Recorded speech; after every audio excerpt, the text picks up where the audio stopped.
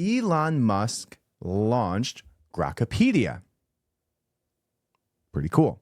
Grokipedia is a new source of truth. Let's go ahead and look at what Elon Musk said. He said the goal of Grok and Grokipedia is the truth, the whole truth, and nothing but the truth. We will never be perfect, but we shall nonetheless strive towards that goal. Now, somebody points out the difference, one difference, between Wikipedia's first paragraph on George Floyd compared to the first paragraph from Grokipedia.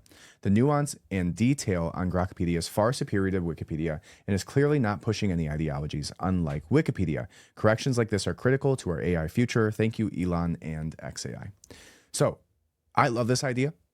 Grokipedia is completely open source, which means that essentially you can use all of this infrastructure to do whatever you want with it, which is incredible.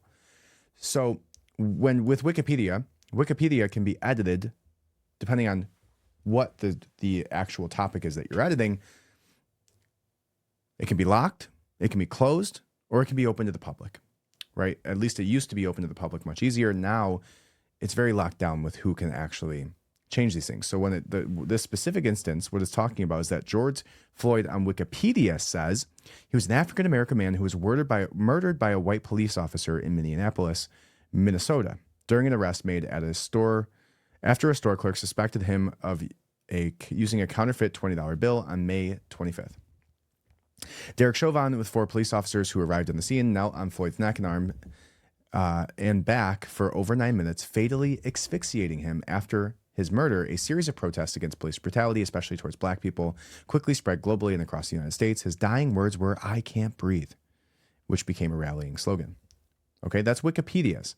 Now, if we look at Grok's version of this, it says that George Floyd was an American man with a lengthy criminal record, including convictions for armed robbery, drug possession, and theft in Texas. On May 25th, Floyd was arrested in Minneapolis after a store clerk reported he had used a counterfeit $20 bill. During the arrest, which involved resistance from Floyd, who repeatedly stated he could not breathe before being placed prone, Officer Derek Chauvin knelt on Floyd's neck for 9 minutes while Floyd became unresponsive.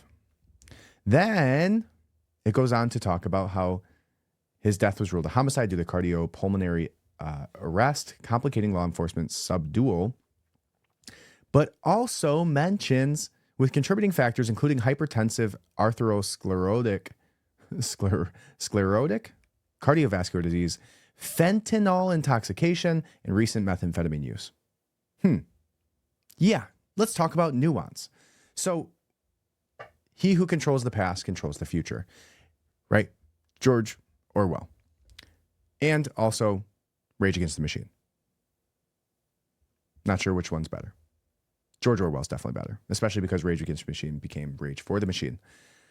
Anyways, Derek Chauvin George Floyd clearly was leaning to the official narrative, the one that they wanted from outrage culture, and the one that will be in your children's history books. But what if children's history books actually had the truth? What if all history books actually had the truth, had the nuance, right? Not what the left wants, not what the right wants, not what Ghislaine Maxwell's dad wants, but what if the history books actually told the truth? And that is what Grokipedia is about. And the fact that he made it open source is awesome. So, going to play with that, going to mess with that. Think it's super cool. You should go check it out. Grokipedia.com, Grokipedia.com. Grokipedia. Pretty damn cool.